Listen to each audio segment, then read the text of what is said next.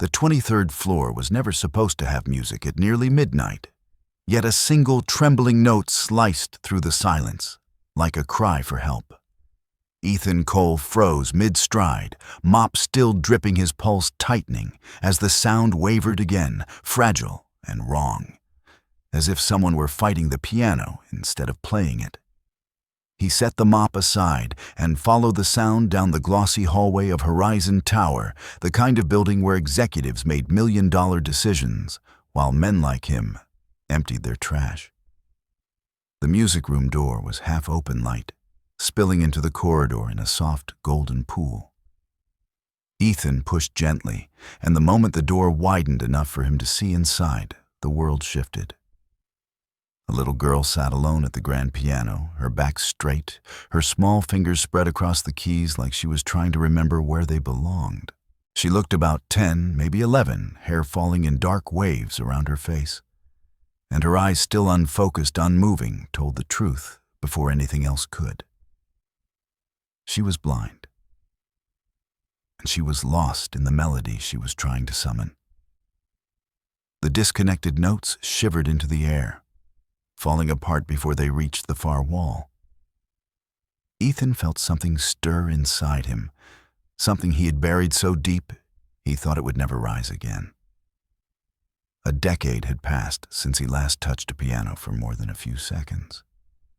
10 long years since the night a drunk driver stole his wife and shattered the music out of him.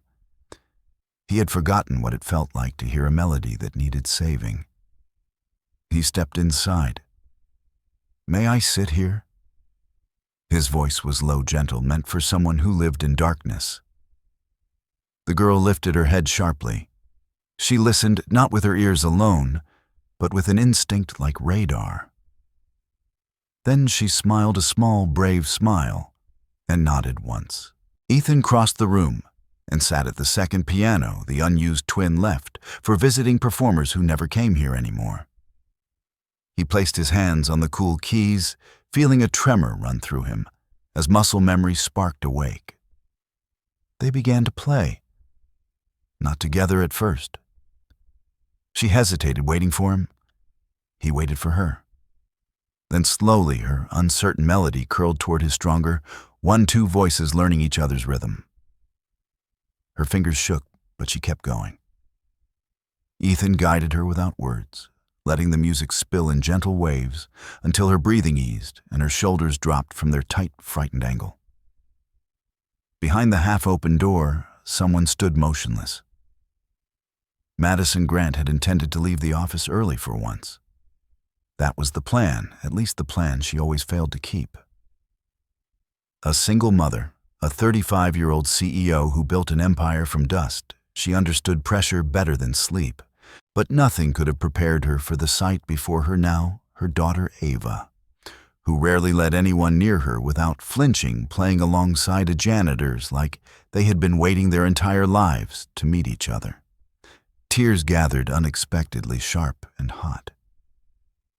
She pressed a hand to her chest, stunned by the soft joy on Ava's face. Ava never looked like that. She had spent years trying to hide her fear behind forced bravery, trying not to let her mother see the loneliness that came with darkness. But now, her little girl looked free. Madison didn't move. She hardly breathed. The janitor's back was straight, his posture quietly disciplined, not like a man who mopped floors late at night, but like someone who once stood at attention under brighter lights. His hands glided across the keys, sure and steady, too steady for what his uniform suggested. Something didn't add up. Something about him felt out of place, like a story with the middle ripped out. Ethan felt a presence, then faint as a shift in air. He didn't turn. He didn't stop. But the knowledge of being watched tightened every muscle in his spine. Ava's foot brushed against the pedal, and she gasped softly. Ethan paused the music just long enough to whisper, "You're doing beautifully." Listen to the space between the notes. That's where the song really lives. She tried again. This time, when the melody lifted, She did not break it. Madison's throat closed. No therapist, no instructor she had hired with staggering fees, no specialist flown across state lines had ever coaxed that sound out of her daughter. Only this man. This quiet, invisible man. No one in the building ever looked at twice. The final chords faded. Ava let out a breath like she had just flown. Ethan smiled gently, and in that moment, Madison saw it clearly this wasn't coincidence. This was destiny's plot twist, the underestimated man holding a power no one expected the man her daughter had been waiting for. And as Ethan finally glanced toward the doorway, Madison stepped back into the shadows, heart pounding, as she realized the truth. The janitor was not just a janitor, and nothing about tonight was ordinary.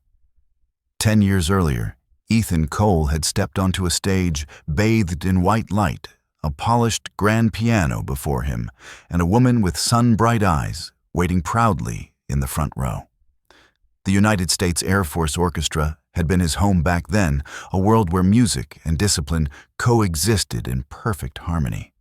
He remembered the heat of the spotlight, the thrill of performing the secret squeeze of his wife's hand before every concert.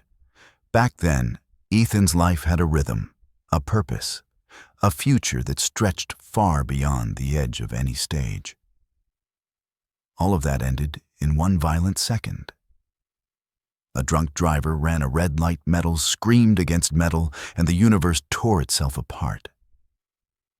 Ethan held his wife's hand as her breathing faded in jagged, broken gasps, when her eyes went still and the music in him died too. Every piano key became a gravestone, every melody a wound he refused to reopen. He walked away from the orchestra, from the career he had built, note by note, and retreated into the quiet anonymity of Horizon Tower's night shift. He traded applause for silence, a stage for a mop, purpose for survival. Now at 44, Ethan lived paycheck to paycheck in a small apartment on the south edge of Seattle, raising his 12-year-old son Liam the only way he knew how, with steady love and scraped together strength. Every morning before dawn, he packed Liam's lunch, double-checked his homework, and told him the same thing. We're okay. We keep moving. Liam believed him. That faith was the only thing Ethan had left from his old life. But the world had a cruel way of reminding him how far he had fallen. Every evening when he pushed his custodial cart through Horizon Tower's glass doors, the executives passed him like he was part of the building's plumbing, unseen unless broken. They never knew that his hands once danced across ivory keys, that his name once appeared on military programs, that applause once shook the floor beneath him. To them, he was invisible, replaceable, forgettable. Greg Turner, Horizon Tower's facilities manager, made sure he felt that truth every shift. Greg was 50 barrel-chested, red-faced, and carried authority like a club rather than a tool. He followed rules with a zeal that bordered on obsession and treated every custodian like they were one mistake away from being fired. He especially despised Ethan. You think being quiet makes you special, Greg had sneered during Ethan's first month. This job doesn't care who you were. You're here to clean. Ethan never answered. Silence was easier, safer. Yet, as he replayed the melody Ava had attempted earlier that night, something warm flickered in him, something he almost didn't recognize. Music. Hope. A faint pulse of life pressing against the walls he had built. He tried to push it away on the elevator ride down to the lobby. But the memory of Ava's determined hands, searching for the right notes, clung to him like a ghost. She reminded him of himself before loss hollowed him out. A child reaching for something the world insisted she shouldn't touch. Ethan had noticed the bracelet around her wrist too. Silver, engraved, important. And he had seen the loneliness woven into her smile, the silent question she never said aloud. Why doesn't anyone stay? He knew that question far too well. Walking out into the cold night, Ethan tightened his jacket and stared at the city lights flickering like distant constellations. He had buried his past for 10 years, buried everything he once was. But tonight, a blind girl had played a broken melody, and something inside him had answered. He feared what that meant. He feared even more how impossible it would be to ignore. Ava returned to the piano the next night with the quiet determination of someone who had made a promise to herself. Ethan found her by accident, or at least that was what he tried to tell himself. He had finished polishing the marble floors early, and his feet carried him toward the music room before his mind could protest. He didn't intend to step inside. He only meant to listen for a moment to reassure himself that she was safe, that last night hadn't been some fragile dream. But when he reached the doorway, he saw her small hands hovering above the keys, trembling with hesitation. The sight cut straight through him. Ava wasn't guessing where the notes were. She was feeling for courage. Ethan stepped forward before he could stop himself. "You're back." Ava turned toward the sound. She smiled just a little. "I hoped you would come." He shouldn't have. Greg Turner had made it clear that the music room wasn't for janitors, that rules were rules, that crossing a line, even a harmless one, would cost Ethan the job he couldn't afford to lose. But none of that mattered when Ava lifted her hands and asked, barely above a whisper, "Will you play with me again?" Something long dormant inside him unlocked. He sat beside her. "All right," he breathed. "But tonight you lead." Ava lifted her chin, concentrating hard. The first notes wobbled out of place like she was searching for the edges of a map she couldn't see. Ethan listened to her breathing, her rhythm, and the tension in her shoulders. Then he followed her, weaving his steady melody around her, halting one, guiding, without trapping, inviting, without pushing. Within minutes, Ava transformed. The girl who had hesitated now played with small bursts of confidence. When she reached a difficult measure, Ethan spoke softly. "Pause. Feel it first. Music is like touch, you don't rush it." Ava tried again. The phrase landed fragile but whole. She beamed. "Do you know," she asked, as she rested her fingers lightly on the keys, "what colors sound like?" Ethan blinked. "Tell me." "A sunrise is soft and warm and slow. Like this." She tapped out a delicate 3-note progression. "And blue sounds wide. Safe." He swallowed. "You hear more than most people ever will." She turned toward his voice. "Do you?" He didn't know how to answer her. Not truthfully. As they continued practicing, Ethan couldn't shake the feeling that someone was missing from the room, the way an empty chair at a table makes every meal feel uneven. Ava's mother. He had never met the CEO, only heard her name murmured with awe and fear. Madison Grant, brilliant, ruthless, impossibly busy. A woman whose empire depended on perfection and efficiency, not messy things like feelings or music or childhood loneliness. Ava played a soft chord that drifted into silence. "Mom says she'll have more time soon," she murmured. But soon always moves. Ethan felt that sentence like a bruise. "You're doing wonderfully," he said, keeping his voice steady. "You don't need to rush. I'm right here." For a moment, Ava's small hand brushed his trusting, grateful. And in that brief touch, Ethan realized the danger he hadn't foreseen. This wasn't just music anymore. It was attachment. It was belonging. It was a blind girl finding her voice, and a broken man hearing his own heartbeat for the first time in years. He stood to leave before he got too comfortable, too hopeful, too visible. But Ava whispered, "Please don't stop coming." And Ethan, against every instinct for self-preservation, knew he couldn't walk away now. Not from her, not from the music, not from the part of himself she had unknowingly revived. The fourth night arrived with the kind of stillness that makes every sound feel amplified, dangerous. Ethan tried to keep his distance, telling himself he would pass the music room without looking in, that he would focus on the elevators, the bins, the checklist taped to his cart. But halfway down the hallway, he heard the faint echo of footsteps he didn't recognize. Heavy, impatient, wrong. A second later, the music snapped off a mid-note as if someone had torn the sound in half. Ethan hurried forward, dread tightening his spine. When he reached the doorway, he saw Greg Turner standing rigidly inside the room, jaw-clenched face red with fury.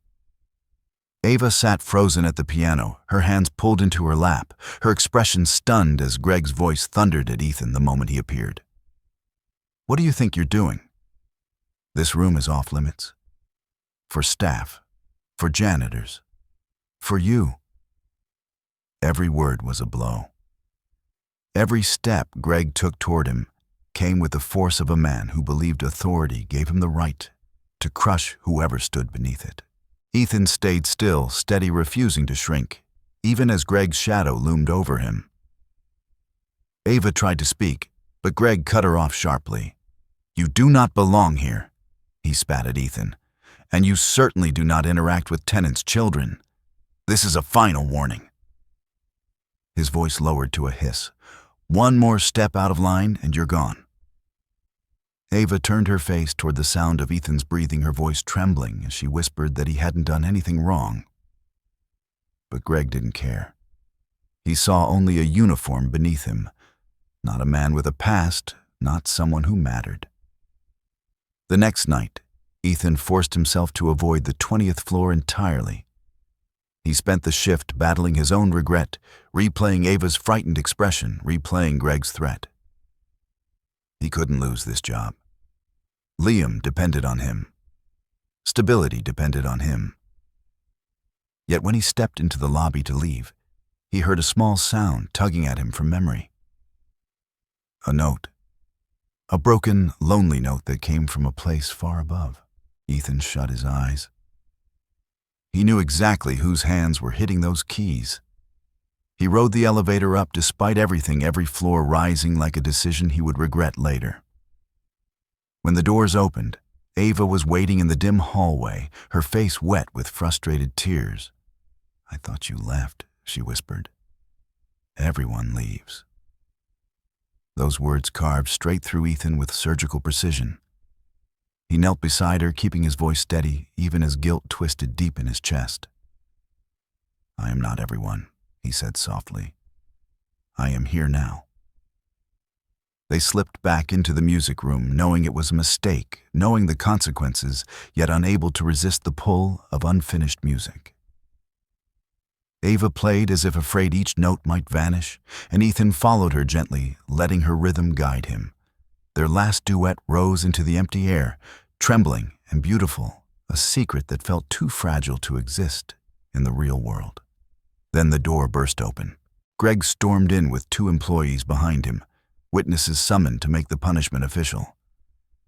"Caught you," he said, triumph spreading across his face. "Pack your things. You're fired." Ava grabbed Ethan's hand with a desperation that broke him. "Please don't take him away," she cried. "He is the only one who sees me." But Greg didn't waver. Security arrived. Ethan was escorted out like a criminal. Before the elevator doors closed, Ethan knelt and placed a folded note into Ava's palm. "If you ever need me," he whispered, "call." Then the doors shut, severing the fragile world they had built, note by note. And Ava, heart cracking open, sat alone in the silent room where music no longer dared to play. The 3 days that followed felt longer than the 10 years Ethan had spent burying his old life. He started working the night shift at a small grocery store in Rainier Valley, stocking shelves until dawn for a wage that barely covered rent. The fluorescent lights buzzed above him, cold and unfeeling nothing, like the warm hum of the piano room where Ava had once sat waiting for him. Every time he slid a box onto a shelf, He wondered whether she was practicing, whether she felt abandoned, whether she hated him for leaving. He told himself it was better this way. A clean break, a safe distance. But the truth pressed against him like a bruise. He missed her. He missed the music. And worse, he missed the version of himself she allowed him to be, a man who wasn't broken, a man who wasn't invisible. Meanwhile, at the top of Horizon Tower, Madison Grant sat behind her glass-walled office, staring at the quarterly projections without absorbing a single number. Screens blinked, notifications chimed. Yet her attention drifted again and again to the memory of a blind girl's laughter echoing through a music room.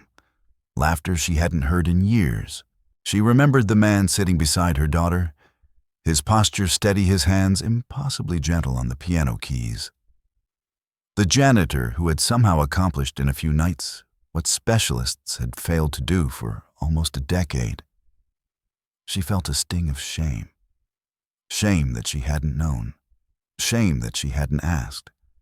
Shame that her daughter had been waiting quietly, desperately, while she chased meetings and milestones. On the third evening, exhaustion pulled Madison toward the elevator after another 14-hour workday. She intended only to collect Ava from the music room, walk her to the car, go home, and try again tomorrow to be a better mother. But as she approached the 20th floor, she froze. Piano music poured through the air, fluid, emotional, unmistakably changed. She had never heard Ava play like this, confident, expressive, her touch blooming into a song that felt alive. Madison's breath caught. She opened the door slowly. Ava sat alone at the grand piano head, tilted in concentration, fingers moving with a grace that shocked her mother. She finished the phrase, paused, and smiled faintly to herself, as if hearing a voice no one else could hear. Ava, Madison whispered. Ava startled, then relaxed. Mom, I heard your heels. Madison swallowed. When did you learn to play like that? Ava's smile widened. Uncle Ethan taught me. He said music lives between the notes. She lifted her hand like she was touching something invisible. He showed me how to feel the colors. Madison's stomach clenched. Ethan, the janitor, he used to come every night, until Mr. Turner made him leave. Ava's expression fell fragile as paper. He didn't do anything wrong. Before Madison could respond, her phone rang, a major investor. She stepped into the hallway intending to return quickly. But 20 minutes later, distracted by numbers and negotiations, she forgot. By the time she remembered, the hall was silent again. She walked back toward the music room and froze mid-step. 2 pianos were playing. She crept to the window in the door, and her heart nearly broke. Ava, smiling, truly smiling, sat beside Ethan Cole, who looked as if he had been pulled from the shadows against his will. His fingers danced across the keys with the skill of a professional, weaving around Ava's melody like a protective thread. The music filled the room raw and beautiful, and Madison felt tears burn hot against her cheeks. This man, discarded by her company, had given her daughter something priceless. He had seen her, reached her, believed in her when no one else had bothered to try. And Madison realized with a jolt that rattled her to her core that she had judged him the same way everyone else had, by his uniform, not his truth. She pushed open the door. Ethan looked up sharply, panic flashing across his face. Ava turned toward the sound, still smiling. Mom, Uncle Ethan came back. Madison took a breath that felt like the beginning of a storm. She stepped inside eyes, never leaving the man who had changed everything, without asking for anything at all. This time, she wasn't letting him disappear. Madison stepped deeper into the music room, the faint sound of the door latching behind her, echoing like the final tick of a long-delayed reckoning. Ethan rose immediately tense and alert, as though bracing himself for judgment he had learned to expect. Ava's hand drifted instinctively toward him, fingertips brushing his sleeve, a small gesture packed with trust that Madison felt straight through her chest. The girl's face was open, hopeful, completely unaware of the storm brewing between the adults. "Mr. Cole," Madison said, fighting to keep her voice steady, "why did you come back? You knew what it risked." Ethan didn't meet her eyes at first. Instead, he looked at Ava with a mixture of protectiveness and sorrow that Madison could hardly breathe through. When he finally answered, his voice was quiet but unshakable. "Because she needed me." The simplicity of it cut deeper than anger ever could. Before Madison could respond, heavy footsteps pounded down the hall. The door burst open, smacking against the wall. Greg Turner charged in, flanked by 2 employees he had clearly dragged along as witnesses.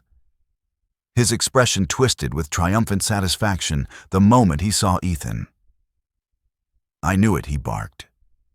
"Miss Grant, this trespasser was fired for cause. I gave him explicit orders to stay off this floor, especially near tenants' children. He's violated security protocol company rules and common sense. I will have him escorted off the property immediately." Ava flinched at the harshness in his tone. Ethan remained still, his shoulders squared, resignation tightening his jaw. The 2 employees behind Greg exchanged uneasy glances, no longer certain they wanted to be part of the spectacle. Madison stepped forward slowly, each tap of her heel like a warning crack in the ice beneath Greg's feet, and stopped directly in front of him. "Tell me," she said softly, dangerously, "did you fire him for teaching my daughter piano?" The words landed like a thunderclap. Greg blinked, thrown off balance. "Miss Grant, I didn't know she was your daughter." His voice trembled, his certainty fracturing. Madison's eyes hardened. That she said sharply makes it much worse. Greg's face drained of color. Behind him, the employee stiffened, unsure whether to flee or shrink. Ethan watched it unfold, confused, wary, expecting the momentum to turn against him at any second. But Madison wasn't finished. She turned to Ethan, searching his expression with a sincerity that stunned him. "Who are you really, Mr. Cole?" She asked, not out of suspicion, but out of genuine curiosity, almost disbelief. He hesitated. Pain flickered in his gaze, a familiar private kind of grief. "I used to play," he said finally, "before life changed." Ava squeezed his hand, as if trying to protect the truth he didn't say aloud. Greg let out a scoff, attempting to reclaim some authority. "He is a janitor." He snapped nothing more. But the words fell flat, unraveling the moment they left his lips. Madison turned back slowly, and when she spoke, her voice was quiet steel. "Leave us," she ordered. Greg opened his mouth to argue, but she cut him off. "And be in my office at 7 in the morning. Sharp." His bravado collapsed instantly. He muttered something close to an apology and backed out, dragging the 2 witnesses with him. When the door finally closed, the room exhaled. Only 3 people remained, Ava still gripping Ethan's hand. Ethan standing as if unsure whether he was allowed to breathe. And Madison, seeing him clearly for the first time, recognizing that the man her company had cast aside was not the problem. He was the answer. The next morning arrived with the kind of electricity that precedes a storm. Horizon Tower's atrium, normally a quiet river of polished shoes and murmured greetings, buzzed with confusion as hundreds of employees were summoned without explanation. Managers whispered. Interns clutched tablets like shields. Even the seasoned executives shifted uneasily, sensing something seismic approaching. When Madison Grant stepped onto the raised platform beneath the towering glass skylight, the room fell into a hush so complete it felt unreal. She didn't begin with numbers or projections or corporate language. She began with a story. 3 nights ago, she said, her voice carrying with effortless authority, a man was fired from this company. His name is Ethan Cole. A ripple moved through the crowd. Many recognized the name now, the janitor escorted out by security, the nobody they had walked past for years. Madison continued steady and unflinching. He was dismissed for spending time in the music room, for teaching a little girl how to play piano. She paused. That little girl is my daughter. The silence deepened thick with disbelief. Some faces flushed with shame. Others stiffened with guilt. A few looked toward Greg Turner, who stood pale and rigid at the edge of the room. Madison went on. Ethan Cole did not know she was my child. He did not do this for recognition or status or favor. He did it because he saw her, because she needed someone, and because he chose compassion over convenience when the rest of us chose to look away.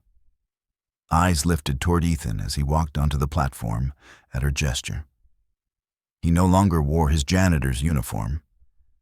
Madison had ensured he had a proper suit, though he looked uncomfortable beneath the attention. He kept his hands clasped, shoulders tight, gaze lowered. A man used to invisibility, now forced into the center of a spotlight he didn't ask for. As of today, Madison said, her voice rising with conviction, Ethan Cole is reinstated not as a custodian, but as the director of music programs for the Horizon Foundation. He will lead our new initiative providing free musical education to children with disabilities. The crowd erupted applause, cheers, shock. Ethan lifted his head slowly, stunned. Madison looked at him with something like gratitude, something like awe. Then her gaze slashed toward Greg. Greg Turner, she said, you judged a man by his uniform. You dismissed him without investigation. You used your authority to belittle instead of protect. You made my daughter believe that her friend was disposable. Greg's throat worked soundlessly. Everyone stared.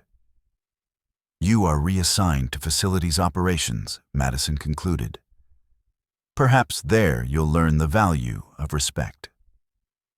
Greg stepped back, crushed beneath the weight of his own downfall. As the applause swelled again, Ava was brought onto the platform. She reached for Ethan's hand immediately. He bent toward her, humbled, overwhelmed, barely holding himself together. Madison watched them, her daughter and the man who restored her smile, and felt something shift inside her. For the first time in years, she felt hope. 1 year later, the Horizon Foundation Music Hall glowed beneath warm amber lights, the air humming with anticipation. Parents filled every seat, clutching programs that listed 30 young performers' children, who not long ago struggled even to imagine themselves on stage. Behind the curtain, whispers fluttered like nervous birds, as small hands adjusted instruments and tapped rhythms into their palms. Every child there had been changed by music and by the man who had taught them to trust their own sound. At center stage, Ethan Cole stood poised in a black conductor's suit, shoulders squared, breath measured. The transformation in him was almost surreal. A year earlier, he had pushed a janitor's cart through silent hallways. Now he faced an auditorium waiting for his signal. He lifted his gaze to the ensemble violins held by children with motor challenges, flutists guided by tactile cues, percussionists feeling vibrations through their fingertips. And at the grand piano on the left sat Ava, 11 years old, posture straight, her fingers resting with quiet confidence on the keys.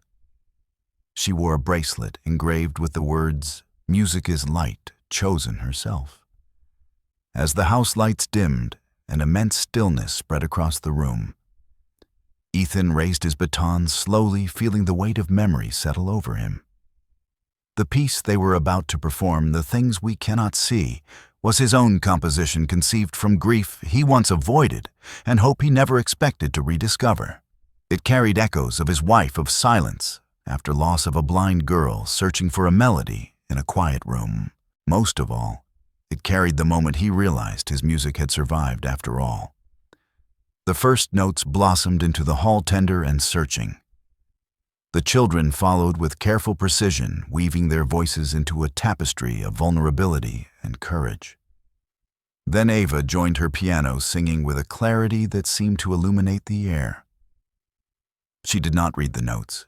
She heard them in colors and shapes no one else could sense. Her music guided the entire ensemble like an invisible lighthouse.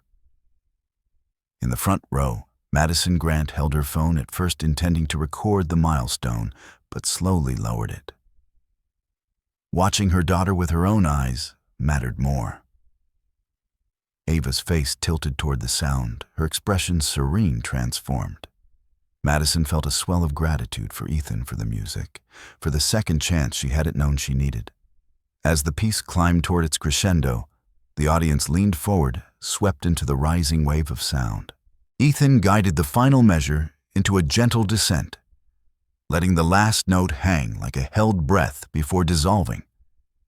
The hall erupted instantly. Applause thundered through the space, rising until it shook the room. The children stood and bowed radiant. Ava rose too, touching the piano once for orientation, before turning toward the cheers she could not see but fully understood. Ethan walked to her, took her hand, and bowed beside her. They had created more than music. They had created a place where every unseen part of a person could finally be heard. When the last applause faded, one truth remained unmistakable. What happened on that stage was more than a performance.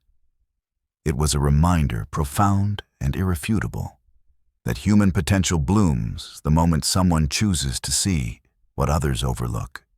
In every community, there are Ethans, quiet figures dismissed by their uniforms, underestimated by their circumstances, yet carrying extraordinary gifts capable of reshaping a life. And there are Ava's, two children, whose brilliance waits patiently for a single voice to say, "I believe in you." As a storyteller, I've seen countless narratives, but few demonstrate with such clarity how compassion can alter destinies. Music didn't just teach Ava to play. It taught an entire organization to listen. If this story moved you, let it be a spark. Like the video to help more people discover stories that remind us of our better selves. Subscribe if you want to follow more journeys where the overlooked become the unforgettable. And before you go, leave a comment with 2 or 3 words that capture what you felt, something simple, something honest. You can type, "Feel the music,"